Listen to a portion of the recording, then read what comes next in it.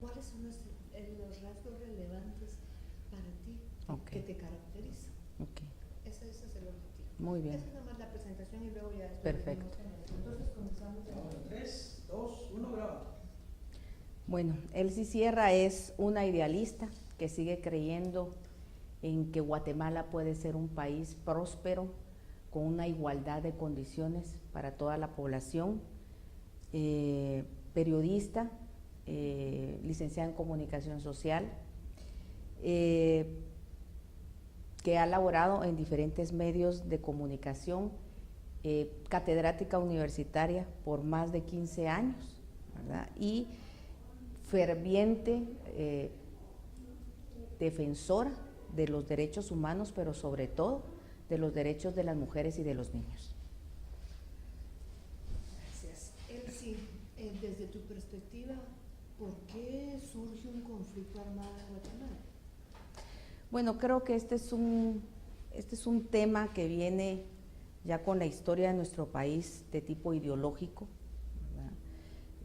aquellos grupos que buscan esa igualdad de condiciones, porque la misma pobreza en que venía el país desde estos años, desde los años 40, 30, en que empezó la depresión incluso económica a nivel internacional, y en Guatemala pues esto también nos afectó. Luego las guerras mundiales también, aunque no lo creamos, afecta a estos países que están en vías de desarrollo, y esto pues a la vez con el surgimiento de lo que son las ideologías de derecha y de izquierda, obliga, creo yo, a la misma población, pero a aquella población más necesitada, a los obreros, a los intelectuales del país, a muchos intelectuales, a muchos creentes también en las condiciones de igualdad de nuestro país, en luchar por lo que ellos creían sus ideales, ¿verdad?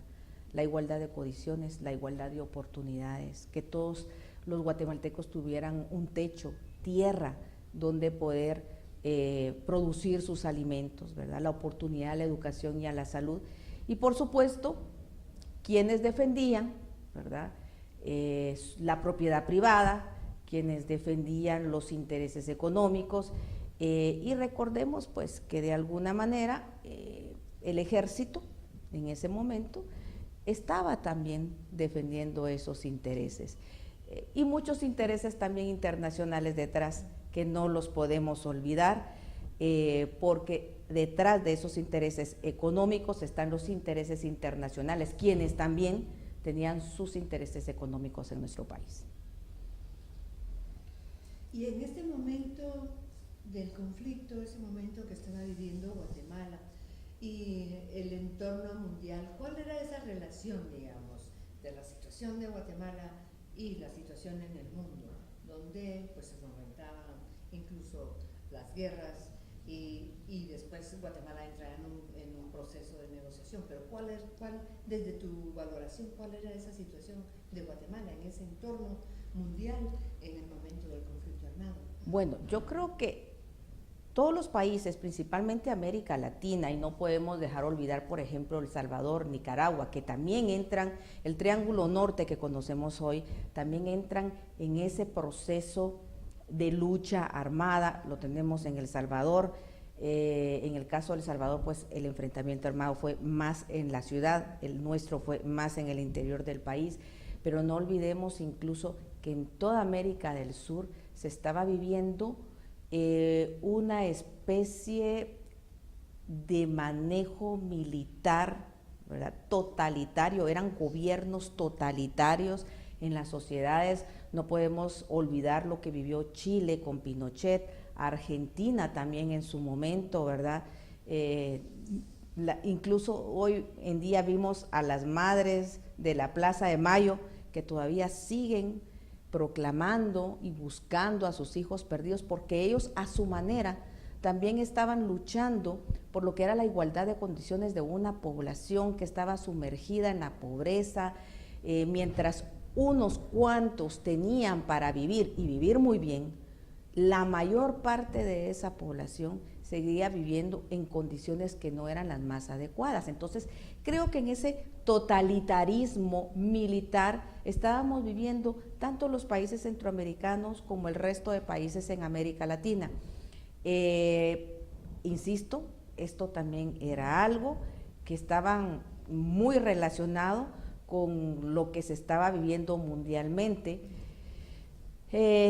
Un Japón que estaba tratando de resurgir, ¿verdad?, de aquella guerra y de aquellas bombas que realmente dejó al país en una tremenda situación, no solo de pobreza económica, sino que de pobreza humana, pero que ellos salieron, tenemos que reconocer, ellos salieron muy adelante en esta situación. Un Israel, un Estado de Israel que se estaba conformando como tal y estaba siendo reconocido por la Organización de Naciones Unidas. Estados Unidos, que estaba de alguna manera reforzándose militarmente y económicamente como una de las grandes potencias. Y aquí algo muy importante era que se estaba viviendo también la Guerra Fría. Rusia, Estados Unidos y cada uno con sus aliados, ¿verdad?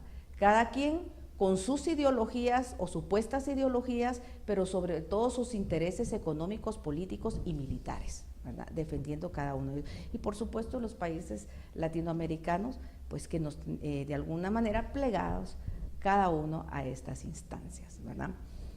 Y entonces en este entorno complicado, ¿no?, de Guerra Fría, de guerras en la región, ¿qué fue lo que favoreció para que aquí se decidiera poner fin a un conflicto armado de 36 años a través de la vía política y no continuar con la guerra?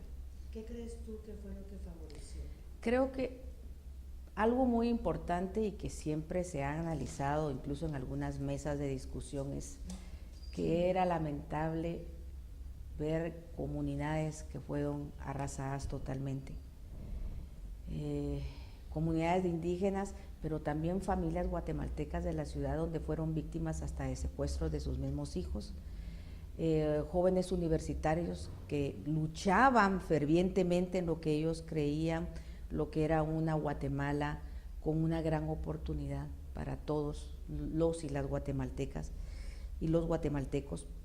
Y creo que aquí algo muy importante que no debemos olvidar es que esas mujeres y esos hombres que luchaban tanto de un lado, como esas mujeres y esos hombres que también luchaban del otro lado del ejército, muchas de esas poblaciones, tanto de un lado como de otro lado, eran indígenas, tanto los que conformaban la parte de la guerrilla o la parte de la izquierda como la parte militar de los soldados.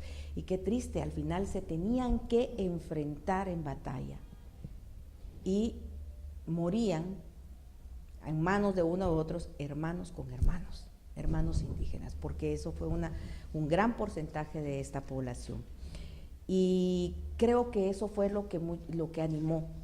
Creo que ese grupo o esas personas que empezaron con la idea de que se pusiera un alto al fuego, un alto a esa guerra que realmente era entre hermanos, no podíamos seguir, porque lo único que estaba trayendo era dolor a las familias guatemaltecas, estaba enlutando a la sociedad guatemalteca, nos estaba afectando económicamente también, políticamente y socialmente, y se estaba zanjando un odio que con el tiempo podría crecer más y nos podría llevar a consecuencias mucho más nefastas en el futuro. Y creo que este grupo de mujeres y hombres que empezaron a liderar esa idea de la firma de la paz tenían esa convicción.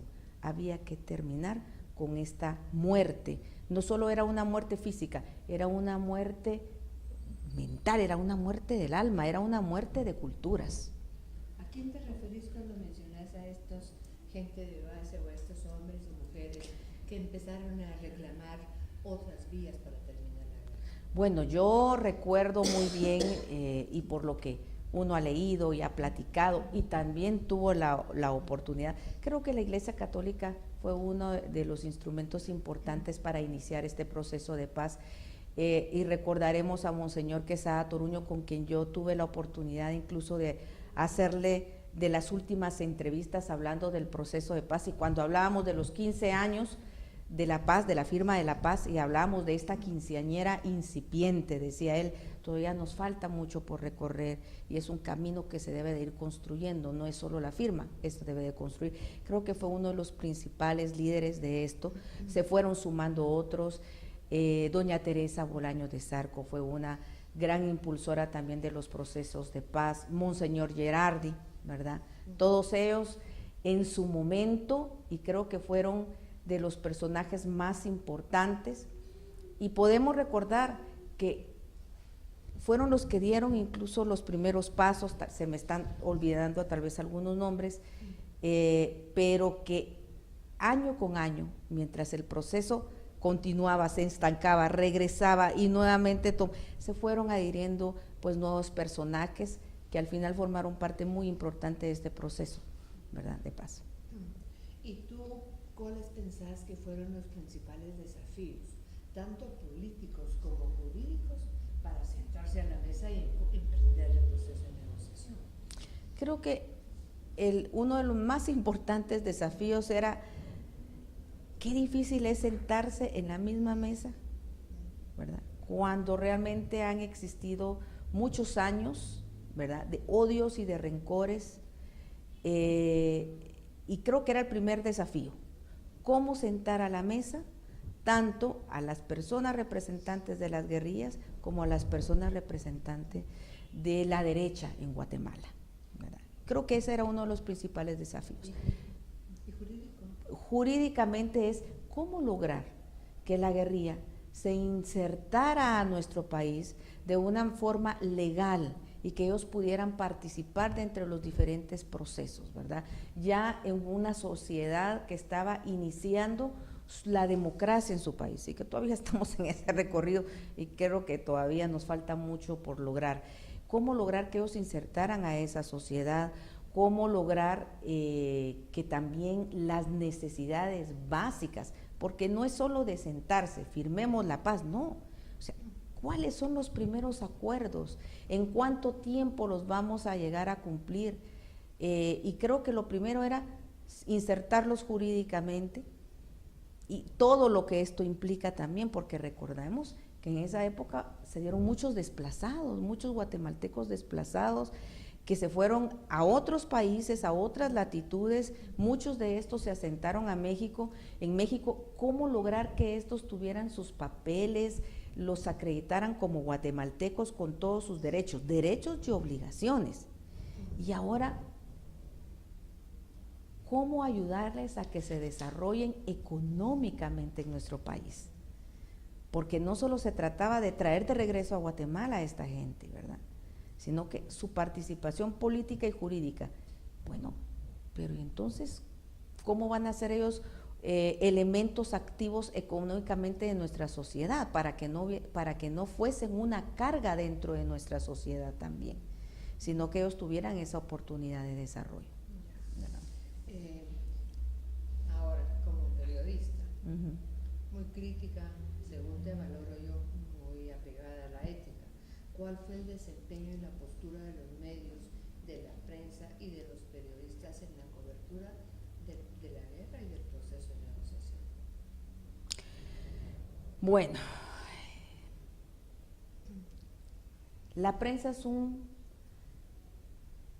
elemento, por no decir un pilar fundamental dentro del proceso de fortalecimiento de cualquier país y de cualquier estado.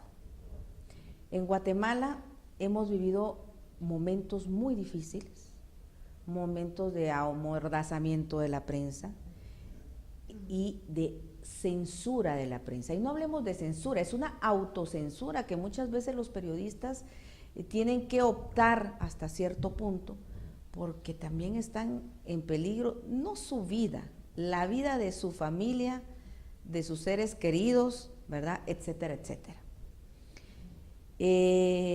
Hubieron o se dieron periodistas que lucharon fervientemente por lo que se consideraba era justo en nuestro país y que se apoyaba de alguna manera también los intereses de esta población que estaba luchando por una condición de igualdad y muchos de ellos murieron, muchos de ellos fueron asesinados.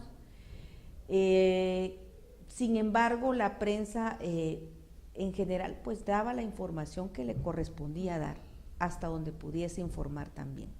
Recordémonos que estaba también entre dos fuegos, los de un lado, los de la guerrilla, los de la izquierda, y por supuesto los de la derecha.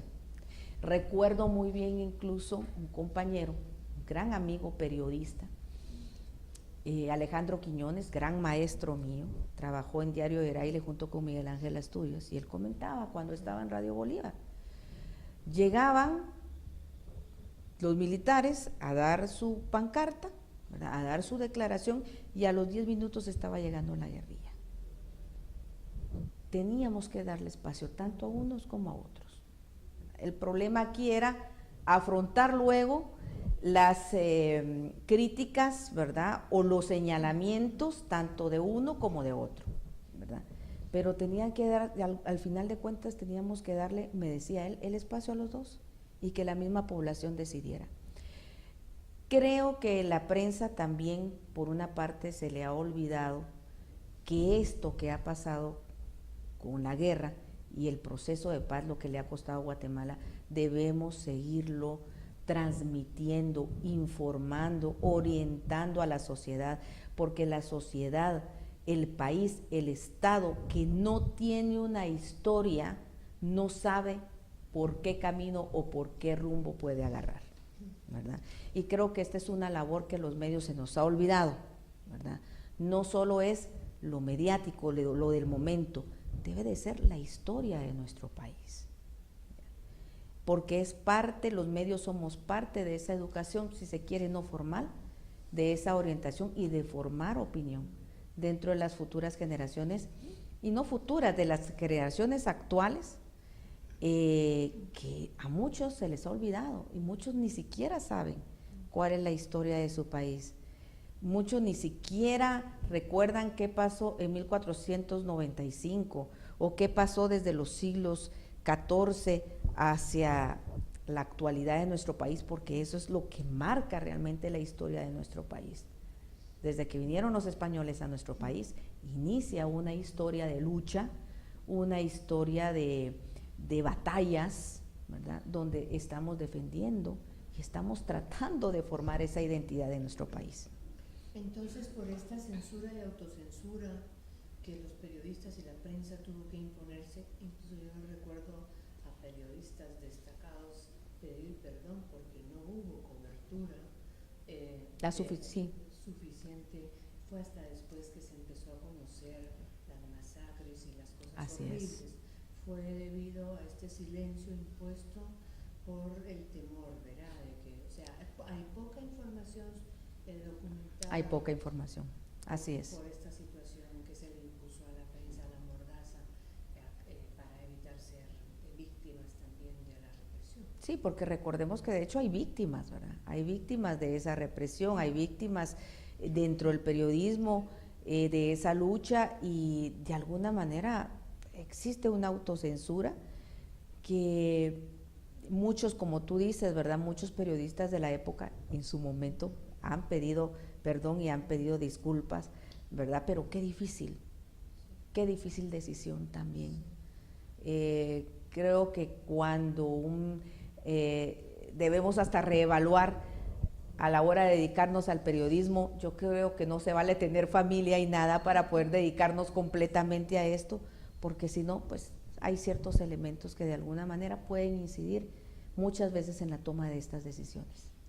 Sí, nosotros en la APG tenemos una galería de mártires. Así ¿verdad? es. Especialmente periodistas de radio, como tú acabas de decir. La mayoría de los que se atrevieron a hablar, pues se murieron. Murieron y muchos fueron torturados, Así es. ¿verdad? Y vivieron y están vivos de milagro, vivieron o lograron sobrevivir a la época. Muy bien. Elsie, Estuvieron presentes dentro de la negociación, no solo la sociedad civil. Recuerdo que incluso este proceso de paz se inició desde los años 80, ¿verdad? No es nada nuevo. el hecho de que hayan existido representantes de la prensa, representantes de la iglesia, representantes de organizaciones sindicales, o sea, ellos ya son representantes de la sociedad civil, ¿verdad? No solo eran los líderes de la guerrilla, ni los líderes de la derecha, sino que eran otras instancias que estuvieron participando. Por eso digo, es que la negociación llevó más de 15 años, si no estoy mal, este tipo de negociación con sus altas y con sus bajas, hasta poder llegar a lo que era la firma de la paz. Definitivamente sí hubo participación de la sociedad civil. ¿Tú podrías comentarle a los jóvenes o a los que van a escucharte algunos momentos álgidos de la guerra, algo que a ti te haya marcado, que recordes así con mucha tristeza de los momentos del conflicto? Bueno, anécdotas hay muchos de personas incluso muy cercanas a nosotros, ¿verdad? Muy cercanas a nosotros. Yo solo puedo comentarles que los momentos más difíciles era saber de que uno tiene personas muy cercanas a uno, que comparten la ideología de una igualdad de condiciones y que siendo profesionales, catedráticos y estudiantes de la Universidad de San Carlos, algunos de ellos, familiares, catedráticos universitarios, desaparecen, y 8 días después, gracias a Dios, se logra recuperar el cuerpo de uno de ellos, de un tío, ¿verdad? Creo que ha sido de los momentos más difíciles que hemos podido vivir por las creencias que se tienen, pero creo que de los más cercanos incluso fue el haber compartido clases en la universidad con una joven cuyo padre era militar y ella se enamora de un personaje que era de la guerrilla. Imagínense qué conflicto esto. Ella es definitivamente sacada de su casa, estaban en un operativo y en ese operativo a ella la agarran, se va presa, cumple su condena, pero ella va a la universidad todos los sábados a sacar la carrera de comunicación social, pero ella estaba presa en el COF. Ya estaba ella por salir, ¿verdad? Y ella misma decía, cuando ella daba pláticas y daba conferencias, ella decía, a mí me dejó muy marcada, porque ella decía, la guerra no vale la pena, vivir en guerra no vale la pena, estar en bandos no vale la pena, porque son mismos hermanos que se están enfrentando. Una sociedad que no tiene idea que se están enfrentando solo por los intereses de algunos cuantos, y realmente hasta dónde estamos llegando, porque muchos estamos en esto porque creemos en los ideales y sí luchamos por lo que creemos, pero también dentro de estas mismas guerras hay intereses particulares e intereses internacionales también. Y cuando ella ya estaba a punto de salir, porque era su último día de clases, ella iba a graduarse ya, ella cumplió con todos los requisitos, ya fue a llenar papelerías, etcétera, porque se iba a graduar al día siguiente y ese día iba a salir ella después de haber estado 15 años en la cárcel.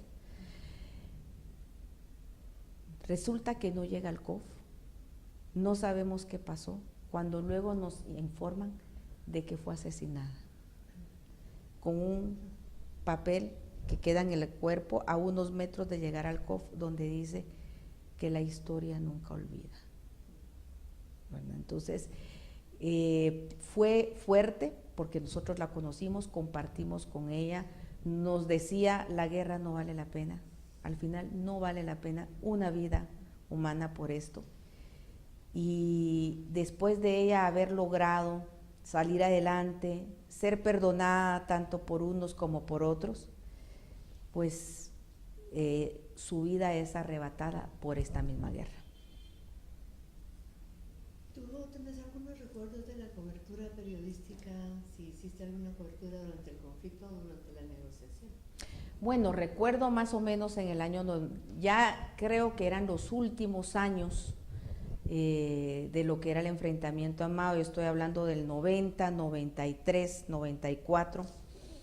Creo que todavía vivimos algunos conatos aquí en la capital de jóvenes, ¿verdad?, que estaban peleando por eso, por lo que creían los jóvenes universitarios, ¿verdad? Y salían los tanques, ¿verdad?, de los soldados a regar gas lacrimógeno, aguas, etcétera, para dispersar precisamente a los estudiantes. Siempre más de algún disparo se iba, ¿verdad? Y esa tensión que vivimos como periodistas detrás de la información, de la cobertura, y al final nos preguntábamos, ¿realmente esto a dónde va? ¿Verdad? ¿Qué es lo que está pasando? ¿Verdad? Porque solo miramos que hay un enfrentamiento, pero ¿sabrán realmente qué es lo que están persiguiendo ahora tanto un grupo como otro grupo? Ya era muy poco lo que había en el interior del país. Creo que tanto un grupo como el otro estaban cansados de ese enfrentamiento. Es que ya realmente tanto un grupo como otro, siento yo que estaban debilitados, en la ciudad capital también. Entonces eran más que todo secuestros los que se daban en la capital, ¿verdad? Gente desaparecida que todavía seguía dando conferencias, charlas, etcétera, y nosotros hacíamos esa cobertura, pero nosotros sentíamos que ya a esas alturas ya se había perdido el rumbo de lo que era o lo que cada uno de los grupos estaba persiguiendo.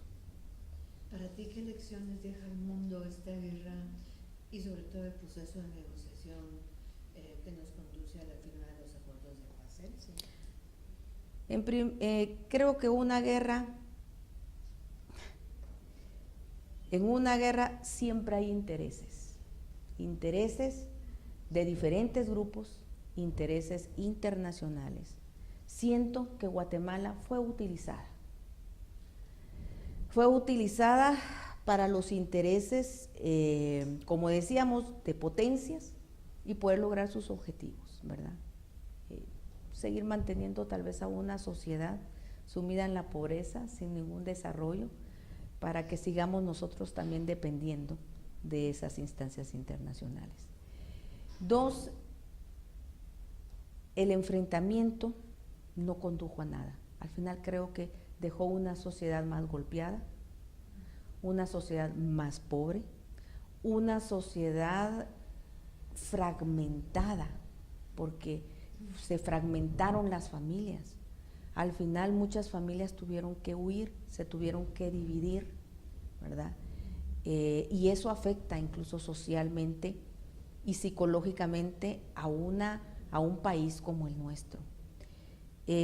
Políticamente y económicamente, imagínense, todavía nos estamos tratando de construir y reconstruir, porque yo no sé si hasta la fecha las ideologías deben de ser respetadas e incluso creo que deben de existir diferentes formas de pensar, porque eso es lo que hace el desarrollo de una sociedad. Pero no sé si realmente hasta la fecha existen verdaderas ideologías en nuestro país, con una visión clara, con una misión clara de lo que queremos de una Guatemala y hacia dónde vamos, con sus valores, con sus creencias, con el respeto del Estado de Derecho. Creo que todavía no se ha logrado consolidar, y eso es resultado de esa guerra. Se fomentó una cultura de miedo, una cultura de temor, y es por eso que el ciudadano, el pueblo, la sociedad, le cuesta de alguna manera todavía hablar y denunciar, porque seguimos viviendo en una cultura de temor, en una cultura de desconfianza y en una cultura todavía de poca solidaridad. Hay en ciertos momentos, pero no existe todavía una verdadera solidaridad, porque nosotros tememos del que está a la par, dudamos del que está a la par y no confiamos, somos una sociedad desconfiada. Entonces esa desintegración nos va a llevar muchos años volverla a fortalecer. Elsie, ¿cómo recuperar que se sembró con el cese al fuego, con el fin del conflicto, con la firma de unos acuerdos diferentes incluso a los de El Salvador, sí, donde allá solo se negoció la incorporación de la guerrilla, pero acá se analizaron las causas estructurales que generaron esto que hemos hablado de ese conflicto, ¿verdad? La situación multiétnica, la situación del fortalecimiento del poder civil, ¿verdad? En una sociedad que había estado tan militarizada, tan marcada por estas dictaduras militares, y bueno, todas las causas, los mismos derechos humanos, ¿verdad? Sí.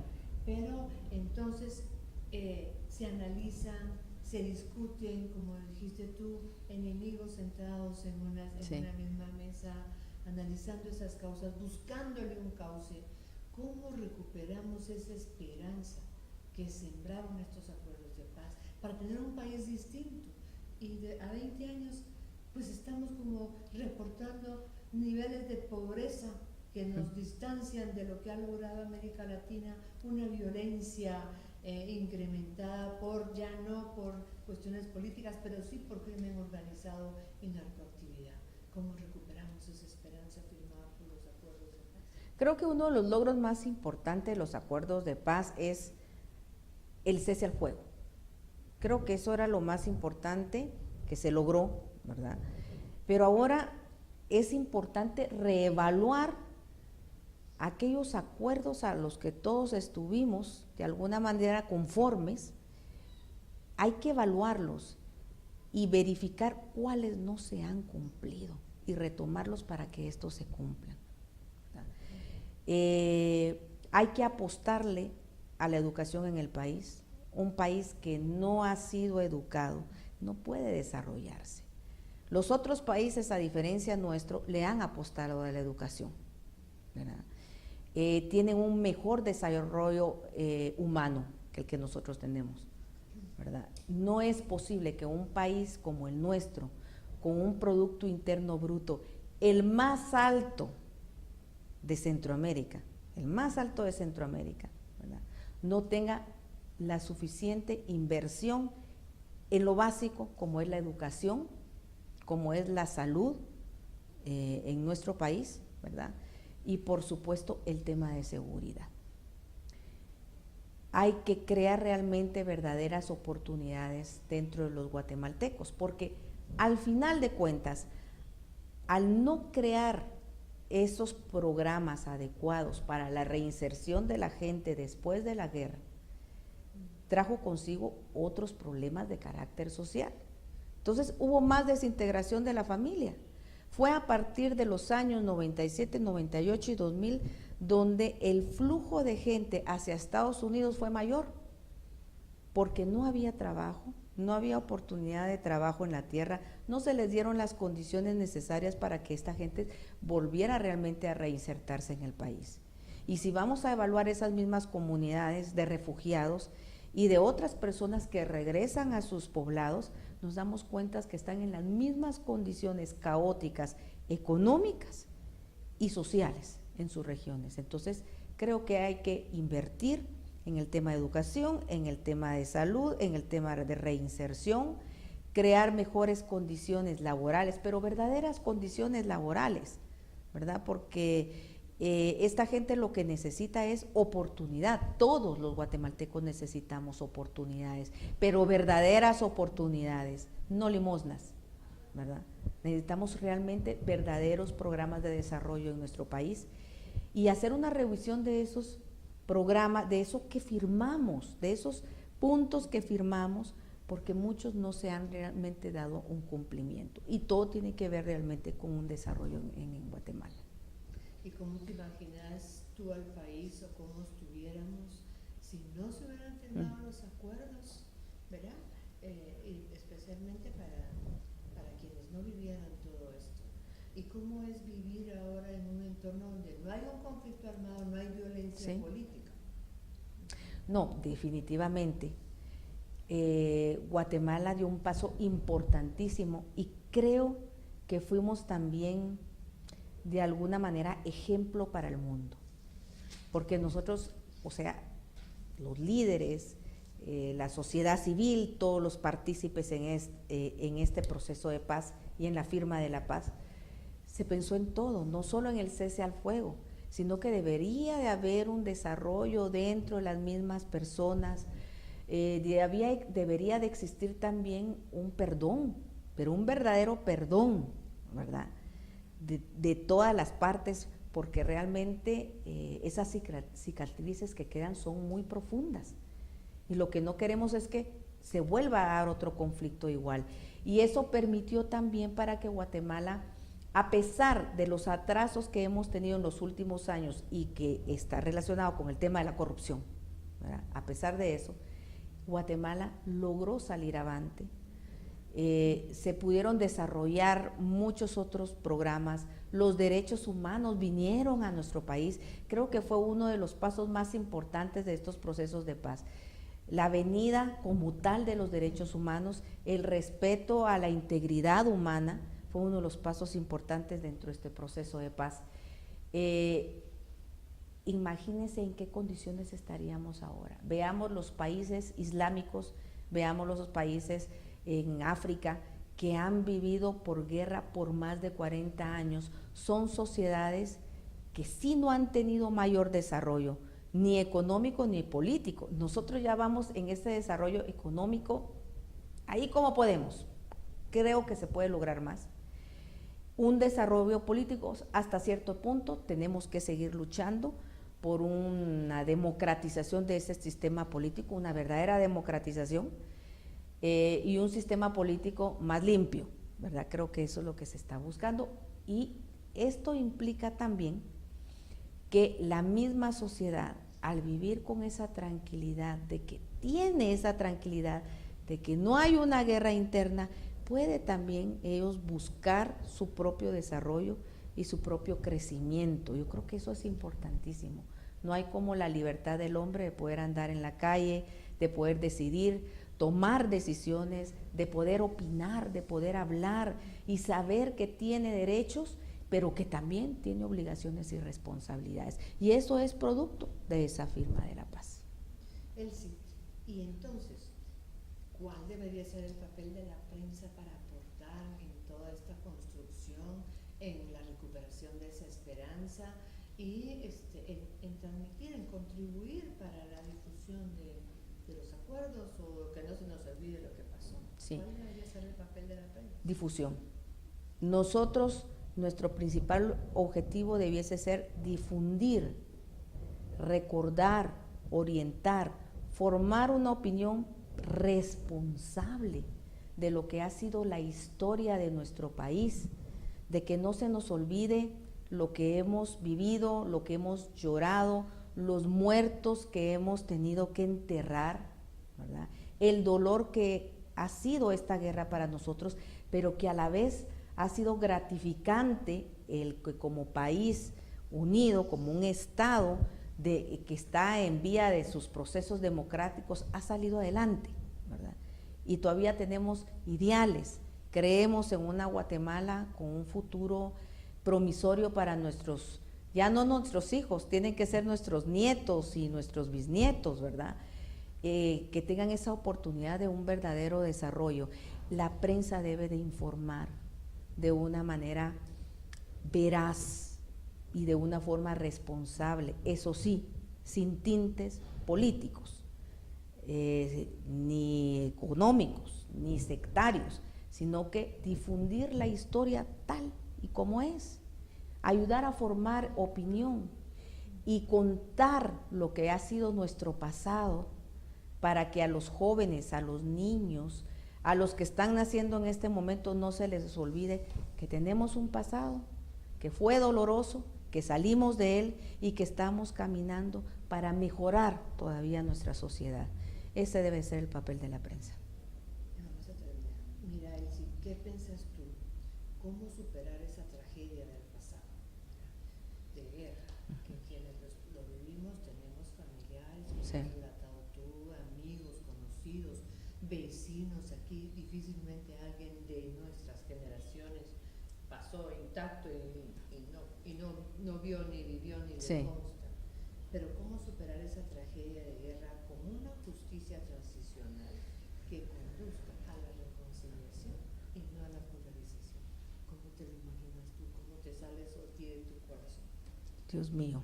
Bueno, yo creo que el primer paso que aquí tenemos que dar todos los guatemaltecos, primero es de una verdadera reconciliación y un verdadero perdón, que es lo más difícil que puede llegar a uno, más cuando se ha perdido familia, se han perdido seres queridos, es muy difícil, pero si uno no se reconcilia y no perdona, y no se perdona uno también, es muy difícil realmente poder arrancar y dar los pasos legales, políticos, económicos y jurídicos que se requiere de esto. Al haber un verdadero perdón, una verdadera reconciliación, reconocimiento de todas las partes involucradas, creo que sí podemos entonces aplicar lo que nosotros firmamos hace unos años, ¿verdad? Esos principios, esos acuerdos a los que llegamos, hay que ponerlos realmente, evaluarlos, como decía, y ponerlos en práctica.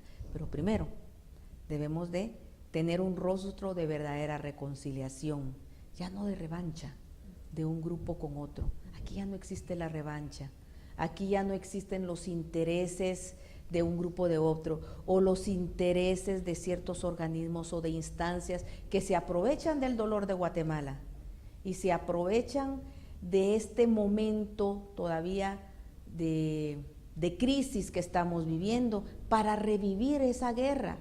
Ya no estamos en esa guerra. Ahorita deberíamos ya de estar en un proceso de ver qué hacemos por este país, cómo nos unimos para que funcionen las leyes apegadas a derecho, para que la justicia no sea politizada, la justicia sea eso, apegada a las leyes, ¿verdad? Para que la justicia sea para los guatemaltecos, para que la justicia sea para reconstruir una sociedad que necesita mucho todavía, pero tenemos que reconciliarnos. Primero, una verdadera reconciliación, sin injerencias de ningún tipo, para que realmente exista un verdadero perdón. ¿Y tú crees que habrá necesidad de una nueva concertación nacional e intersectorial e intergeneracional para reasumir los contenidos de lo pactado de los acuerdos? ¿O cómo traer a esta actualidad, que es una actualidad distinta, lo que se acordó, aunque las causas, aunque la realidad esté ahí de necia, incrementando las causas que generaron el conflicto? ¿Cómo hacemos una nueva concertación? Definitivamente. O actualización de los acuerdos.